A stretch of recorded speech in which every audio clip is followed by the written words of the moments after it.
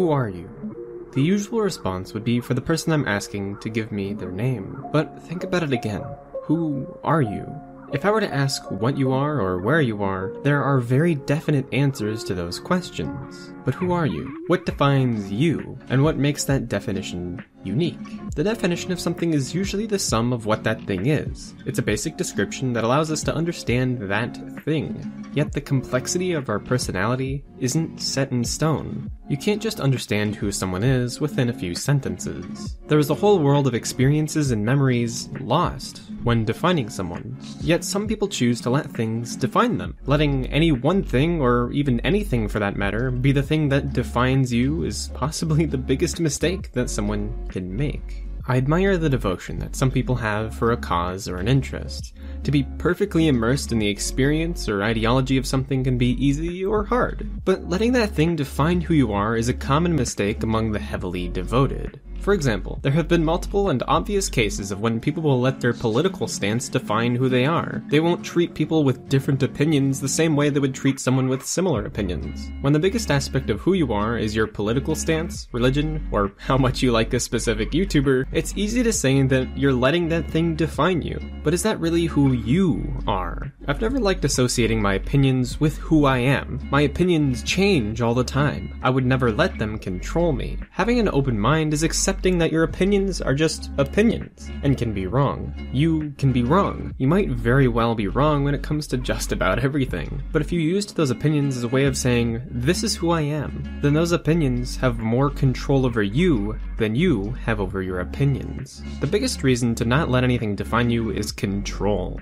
What matters more, finding the truth or being devoted to your opinion? The people that remember you will certainly remember you by specific aspects that stood out about you. Those aspects of your character will be loosely etched into their mind. You could almost consider that perception of who you are as that individual's way of defining you. But what's important to realize about that is that you have the ability to be more than that. You can have control over how people think of you and who you are on the inside. There are people in this world that have no interest in developing their character, improving who they are, or changing any aspect about themselves whatsoever. They fear that they won't be themselves. They would rather stick to who they are and let it be as it is. But that stance is bias, because we naturally fear what's new out of desperation to keep what we already have. Being open to changing yourself is the result of taking control of your life, and those who choose to change themselves for the better tend to live longer, have more friends, and be happier in general. Don't let anything define you, because once you've accepted a common definition of who you are, you have accepted that you will no longer change.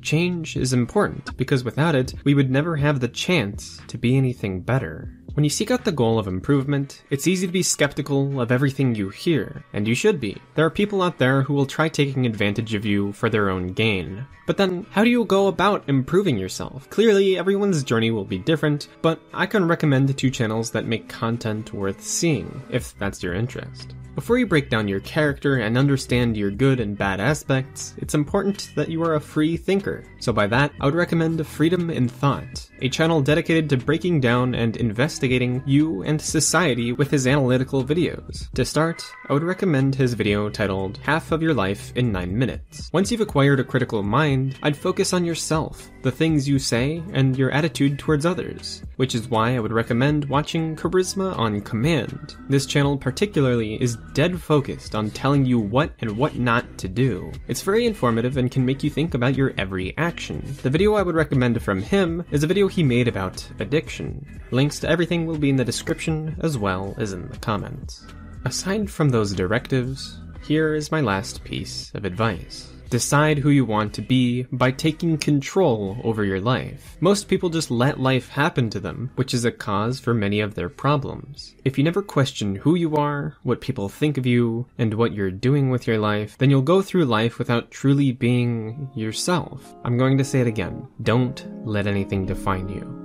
Because if you had to pick one defining aspect of your character to change, wouldn't you want that thing to be so nothing controls you? At the end of the day, my words will do nothing but get you thinking. You have to do the work, and you have to become the person you want to be.